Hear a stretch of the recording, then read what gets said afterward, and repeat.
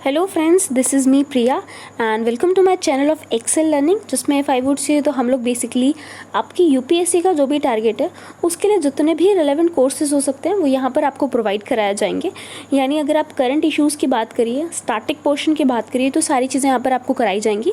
आप इसके पहले वाले मेरी वीडियोज़ देख सकते हैं जिसमें मैंने अपना क्रैश कोर्स स्टार्ट किया है मॉडर्न इंडिया के लिए, और उसमें सबसे पहला पार्ट सोशल रिलीजियस मूवमेंट्स आपके स्टार्ट हुए हैं। देन आपके और भी बहुत सारे करंट रिलेटेड टॉपिक्स हैं जो आपको देखने को मिल जाएंगे। हमने पर्सनालिटीज़ डिस्कस की थी, जैसे आप बाल गंगाधर तिलक जी के बारे में देख सकते हैं, जो आपकी न्यूज़ में थे उनके बारे में हमने देखा था। आपकी एरियल सीडलिंग के बारे में बात करेंगे, वो देखा। जम्मू कश्मीर की बात कर सकते हैं, तो वहाँ पर नया एडमिनिस्ट्रेशन रूल आया था, उसको हमने डिस्कस किया था। इसी तरीके से और भी बहुत सारी इंपॉर्टेंट चीज़ें जो आप देख सकते हैं। नाउ ये मेरे बारे में है। I am Priya Tiwari, I am basically an educator and at Unacademy. तो आप मुझे चाहें तो यहाँ पर भी फॉलो कर सकते हैं। एंड अनअकैडमी पे भी आपको बहुत सारे कोर्सेज मिल जाएंगे, हिंदू एनालिसिस मिल जाएगी, एनसीईआरटी समरीज़ हैं। आप प्लेसेस देख सकते हैं, जो इंपॉर्टेंट करंट प्लेसेस होते हैं न्यूज़ में। वीकली क्विजेज आप देख सकते हैं। इंपॉर्टेंट स्टैटिक पोर्शन की बात कर सकते हैं न्यूज़ में जो बेसिकली होते हैं, ठीक। ये इसके अलावा आपको और भी बहुत सारी चीज़ें मिल जाएंगी if you what me at Unacademy. अगर आप मुझे कहाँ पर देखेंगे, अनअकैडमी पे। एंड अगर आपको मेरा कोर्स अच्छा लग रहा है या फिर मेरे को सेशन अच्छा लग रहा है तो प्लीज़ एक्सेल लर्निंग चैनल को लाइक, शेयर और सब्सक्राइब ज़रूर करिएगा। तो स्टार्ट करते हैं हमारे daily vocabs of the Hindu. ये बेसिक मेरा प्रोफाइल है जो आप हिंदी में अनअकैडमी पे देख सकते हैं। I teach in UPSC CSC category on academy since more than 2 years. Last 2 years से मैं यहाँ पर टीच कर रही हूँ। नाउ अब बेसिक हम लोग अपना कोर्स स्टार्ट करते हैं। द हिंदू डेली वोकैबुलरी के बारे में आपको थोड़ा सा बता दूं। ये बेसिक आप अगर हिंदू को कॉम्प्रिहेंसिव वे में पढ़ना चाहते हैं तो आपके लिए बहुत ज़्यादा यूज़फुल हो जाएगा, ठीक। यूपीएससी सीएससी सीसैट एग्जामिनेशंस की बात करते हैं तो उसमें आपकी बहुत हेल्प करने वाला है, बिकॉज इसमें हम सिर्फ वर्ड्स को ही नहीं बल्कि आपके जो ईडियम्स होंगे, फ्रेजेस होंगे, ठीक है, हिंदी मीनिंग्स होंगे, एप्लीकेशन, वो सारी चीज़ें देखने वाले हैं। स्टेट पीएससी इसकी बात करिए तो उसके लिए इंपॉर्टेंट है। बाकी एसएससीज एग्जाम्स के लिए ये सिंपली अगर आप अपनी वोकैब को इंक्रीज़ भी करना चाहते हैं तो भी आपके लिए बहुत ज़्यादा ये बेनिफिशियल होने वाला है। नाउ स्टार्ट करते हैं हमारे कोर्स को। आज हम लोग 2 सितंबर 2020 यानी 2 सितंबर 2020 से रिलेटेड सारे इंपॉर्टेंट वर्ड्स को देखेंगे जो भी आपके एडिटोरियल्स में थे, ठीक। सबसे पहला जो आपको वर्ड देखने को मिल रहा है दैट इज स्टैचर, ठीक है। स्टैचर जो वर्ड है ये बेसिकली आपका नाउन होता है। इंपॉर्टेंस और रेपुटेशन गेन्ड बाय एबिलिटी और अचीवमेंट। ये बेसिकली स्टैचर क्या होता है, कोई कद है, ऊंचाई है या महत्ता है, ठीक है। आपने कोई इंपॉर्टेंस गेन की है, रेपुटेशन, आपने नाम कमाया है कोई किस लिए, क्योंकि आपने कोई अचीवमेंट करी है ना। बेसिकली कल को अगर आप यूपीएससी क्लियर करते हैं, ठीक है, आप यूपीएससी क्लियर करने के बाद में आपने मेहनत की, उसके बाद आपको क्या मिल गई है, आपने पर्टिकुलर कोई रेपुटेशन गेन की कि भाई ये आईएएस बेसिकली टॉपर हैं या इन्होंने आईएएस क्लियर किया, ये आईएएस हैं, बेसिकली डीएम है किसी जगह के, ठीक। तो वो आपका स्टेचर है जो आपने, वो रेपुटेशन है जो आपने गेन की है, ठीक है, वो चीज़ है जो आपने गेन की है। तो हम आपको क्या कहेंगे, आपका स्टेचर है वो, बेसिकली वो आपका स्टेचर है, यानी वो आपकी ऊंचाई है, वो आपकी महत्वता है, ठीक है। So this is basically the meaning of आपका स्टेचर। कमिंग टू नेक्स्ट चीज़ अगर आप देखेंगे तो आपको एक ईडियम देखने को मिलता है आपके हिंदू में, a race against the clock, ठीक है। A race against the clock की बात करते हैं, ये ईडियम है। इसका मतलब है situation in which something has to be done very quickly. एक पर्टिकुलर परिस्थिति है जिस चीज़ में, जिस समय आपको कोई काम बहुत जल्दी करना है, ठीक है। तो एक सिचुएशन है जहाँ पर किसी चीज़ को बहुत जल्दी करना है, वेरी क्विकली करना है, उसको बेसिकली हम लोग क्या कहते हैं, आपका ए रेस अगेंस्ट द क्लॉक, ठीक है। आपकी दौड़ है, एक बेसिकली रेस है, किसके अगेंस्ट में, आपकी घड़ी के अगेंस्ट में, एक क्लॉक के अगेंस्ट में। सो ये बेसिक आपका इडियम हो गया which is very very important. अब किसी भी एग्जाम के लिए क्लियर कर रहे हैं, बेसिक अगर आपको आंसर राइटिंग भी करना है तो आप उसमें भी यूज़ कर सकते हैं। कमिंग टू नेक्स्ट आते हैं, दूसरा आपका वर्ड है दैट इज़ फ्रूटफुल। ये आपका एडजेक्टिव है, प्रोड्यूसिंग गुड रिजल्ट्स।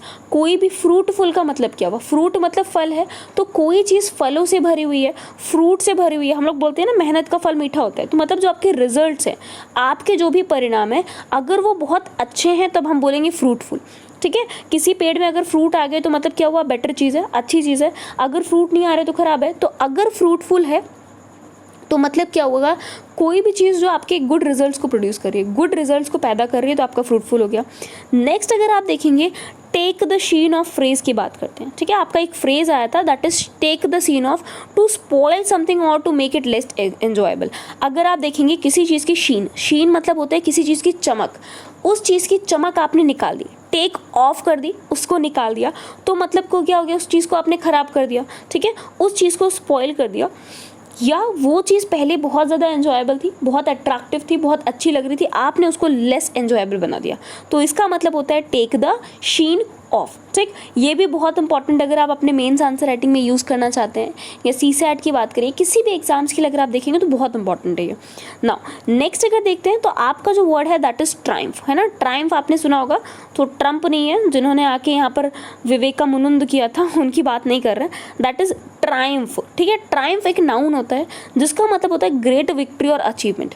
कोई भी ग्रेट विक्ट्री है या अचीवमेंट है उसको हम कहते हैं ट्रायम्फ। इसका मतलब होता है विजय, जीत या सफलता, ठीक है। आपकी जो विक्ट्री है, ठीक है, उसको हम कहेंगे ट्रायम्फ। नाउ नेक्स्ट आपका वर्ड है जिसका मतलब होता है सीडेड। सीडेड का मतलब क्या हुआ, ये आपका एक एडजेक्टिव है, यानी ranked as one of the better players और टीम्स, ठीक है। बेसिक अगर आप देखेंगे तो आपके one of the better players, आपके बहुत सारे प्लेयर्स होंगे, उसमें से अगर आप बहुत अच्छे प्लेयर हैं, आपको बहुत अच्छे प्लेयर के रूप में रैंक किया गया है, या बहुत सारी टीम्स है उसमें आपकी टीम को बहुत अच्छी टीम के रूप में रैंक किया गया है, तब इसका मतलब होता है सीडेड, ठीक है।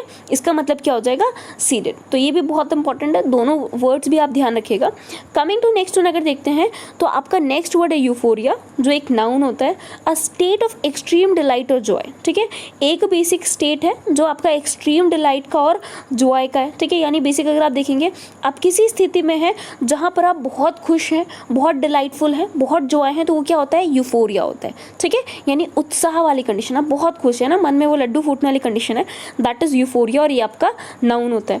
नेक्स्ट आपका फ्रेजल वर्ब आता है जो क्या है आपका पुल्ड ऑफ, ठीक है। ध्यान से देखिएगा, आपके फ्रेजल वर्ब से आपकी मीनिंग निकल जाती है, तो आपको रटने की जरूरत नहीं पड़ेगी, है ना।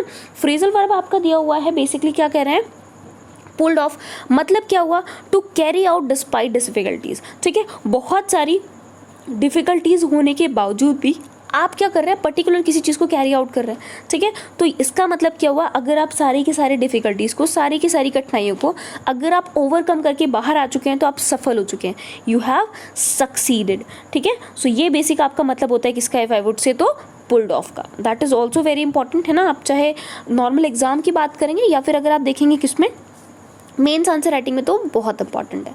नाउ नेक्स्ट देखते हैं, आपका वर्ड है इनएविटेबल, ठीक है। इनएविटेबल का मतलब क्या होता है, ये आपका नाउन होता है जिसका मतलब होता है जिसको आप इग्नोर नहीं कर सकते, जो चीज़ होनी ही होनी है, ठीक है, उसको कह सकते हैं inevitable noun. A situation that is unavoidable, जिसको आप बेसिकली अवॉइड नहीं कर सकते, जो चीज़ इनएविटेबल है मतलब वो होगी ही, आप चाहे जो कर लीजिए, दैट इज बेसिकली आपकी इनएविटेबल।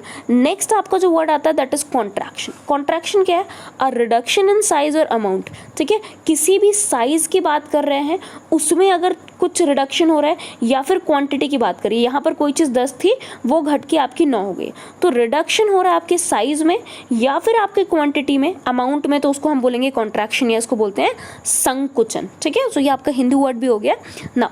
अब हम अपने आते हैं, बेसिकली अगर बात करते हैं तो दूसरे स्लाइड पे आते हैं, that is what, hollow out की बात करते हैं, ठीक है। नेक्स्ट में अगर आप देखेंगे तो आपका एक फ्रेजल वर्ड है जिसका मतलब होता है हॉलो आउट, ठीक है। हॉलो आउट का मतलब होता है टू रिमूव समथिंग, ठीक है। हॉलो मतलब क्या हो गया, आप आइसक्रीम निकालते हैं स्कूप से, तो इस तरीके से आपने स्कूप किया, आइसक्रीम जहाँ से निकाली वहाँ हॉलो आउट कर दिया, ठीक है। हॉलो आउट किया मतलब वहाँ से आइसक्रीम निकाल दी, तो सिंपल वही मतलब है, किसी चीज़ को आपने निकाल दिया, रिमूव कर दिया, हटा दिया, तो उसका मतलब हो गया हॉलो आउट कर दिया। नेक्स्ट अगर आप देखेंगे तो आपका वर्ड है एब्ज्योर्ड। एब्ज्योर्ड बेसिकली आपका वर्ब होता है जिसका मतलब होता है गिव अप करना, रिफ्यूज़ करना, डिनाई करना, रिफ्रेन फ्रॉम या अवॉइड करना, ठीक है। कोई चीज़ त्याग दी आपने, रिफ्यूज़ कर दी, मना कर दी, डिनाई कर दी, उससे दूर रह रहे हैं, अवॉइड कर रहे हैं, तो आपका क्या होता है, एब्ज्योर्ड होता है, ठीक। इसका मतलब क्या होता है, अस्वीकार करना या त्याग देना, ठीक। किसी चीज़ को आपने त्याग दिया है या किसी चीज़ को आपने अस्वीकार कर दिया है, तो दैट इज़ आपका absurd. Now coming to next, अगर देखते हैं तो आपका वर्ड है omnivorous. Very very important, omni कहीं पर भी आता है, ठीक है, कहीं पर भी ध्यान रखिएगा। अगर आपका वर्ड आ रहा है ऑमनी तो ये रूट वर्ड होता है जिसका मतलब होता है ऑल या एवरीवेयर, ठीक है, हर जगह जो चीज़ है दैट इज ऑमनी। ऑमनीवोरस आपने देखा होगा, ऑमनीवोरस मतलब क्या, जो सब खाते हैं, दैट ईट्स ऑल, जो सब कुछ खाएंगे ऑमनीवोरस। तो सेम ऑमनीवर्स क्या होता है, इंक्लूडिंग ऑल और एवरीथिंग, वो चीज़ जो सबको इंक्लूड करती है या सारी चीज़ों को इंक्लूड करती है, दैट इज आपका ऑमनीवर्स। और ये आपका क्या है, बेसिक एक एडजेक्टिव है। नाउ नेक्स्ट अगर देखेंगे तो आपका जो नाउन है दैट इज मिटिगेशन, ठीक है, दूसरा आपका नाउन है क्या है, मिटिगेशन है। The action of reducing the severity, seriousness और पेनफुलनेस ऑफ समथिंग।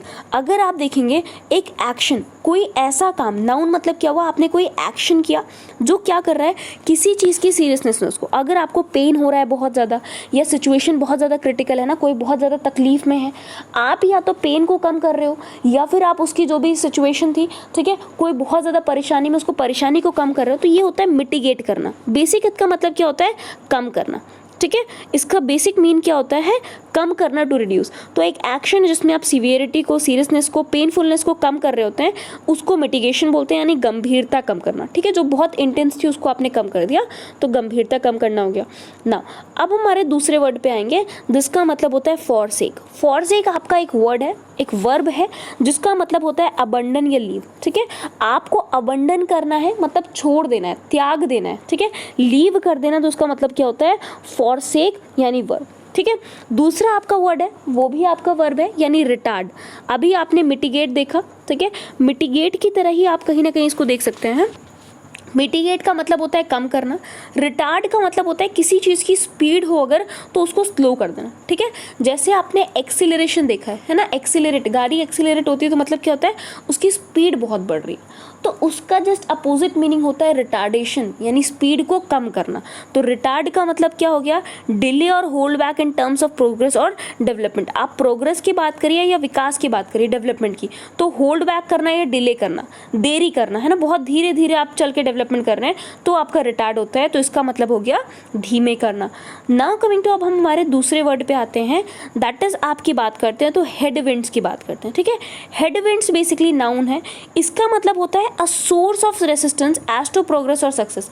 आप अगर डेवलप करना चाह रहे हैं, प्रोग्रेस करना चाह रहे हैं या सक्सेस करना चाह रहे हैं, आप सफल होना चाह रहे हैं बेसिकली, ठीक है, तो जो भी आपका सोर्स होगा रेसिस्टेंस का उसको आप क्या कहेंगे, हेडविंड्स कहेंगे, ठीक है। हेडविंड्स मतलब आप मान लीजिए पढ़ाई करना चाह रहे हैं, कोई आपके घर पे छोटा भाई या छोटी बहन है, वो आपको आके परेशान कर रहा है, पढ़ने नहीं दे रहा है, तो दे आर बेसिकली व्हाट, आपकी हेडविंड्स है, विपरीत परिस्थितियाँ। आप कोई चीज़ करना चाह रहे हैं, वो चीज़ करने से आपको जो भी रोक रहा है दैट इज आपकी हेडविंड्स, ठीक है, वो आपका हेडविंड्स हो जाएगा। लास्ट आज अगर देखते हैं तो आपका एक फ्रेजल वर्ब है दैट इज प्ले आउट, ठीक है, वो क्या है, आपका प्ले आउट है, जो आपका फ्रेजल वर्ब की तरह काम कर रहा है, उसका मतलब है to happen in a particular way, किसी एक पर्टिकुलर तरीके से, किसी एक, है ना, निश्चित तरीके से अगर आप देखेंगे जब आपकी कोई चीज़ हो रही है तो उसका मतलब होता है प्ले आउट, ठीक। सो ये बेसिक आपके इंपॉर्टेंट वर्ड्स हो गए जो आज के हिंदू के एडिटोरियल में आपको देखने को मिल जाएंगे। वेरी वेरी इंपॉर्टेंट, आप ईडियम ने आपने देख लिया है, ठीक है, जो रेस आपकी थी क्लॉक के साथ में वो भी हम देख चुके हैं, तो ये सारे वर्ड्स ट्राई टू रिवाइज, है ना, और इससे बेसिकली आपकी वोकैबुलरी एनहांस हो जाएगी। एंड अगर मैं बात करूँ किसी भी एग्जाम में इंग्लिश के लिए, तो सबसे इंपॉर्टेंट पार्ट आपका वोकैबुलरी ही फॉर्म करता है, ठीक है, सबसे इंपॉर्टेंट पार्ट आपका क्या फॉर्म करेगा, वोकैबुलरी। अगर वोकैबुलरी क्लियर है तो आपकी इंग्लिश के जो भी पोर्शन होता है वो बहुत ज़्यादा हद तक 70 to 80-90% आपकी इंग्लिश ऐसे ही कवर हो जाएगी थ्रू द ओनली वोकैबुलरी, ठीक है। सो अगर आपको मेरे कोर्सेज अच्छे लग रहे हैं तो मेरे को लाइक, शेयर और सब्सक्राइब ज़रूर करिए, ठीक है। Excel learning is my channel, जिसको लाइक, शेयर और सब्सक्राइब ज़रूर करिएगा, ठीक। ये मेरा अनअकैडमी का चैनल है, इसको भी अगर आप चाहें तो विजिट कर सकते हैं, यहाँ पर आपको लाइव क्लासेस भी देखने को मिल जाएगी। So I am compiling the class, thank you everyone.